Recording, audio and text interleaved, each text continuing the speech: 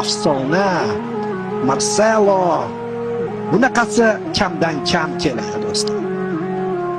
Bunga menimcha boshqa klubning muxlislari ham shundoq soat 1da bo'lsa ham o'rinlaridan turib qarsak chalib qo'yishsa bo'ladi. Maestro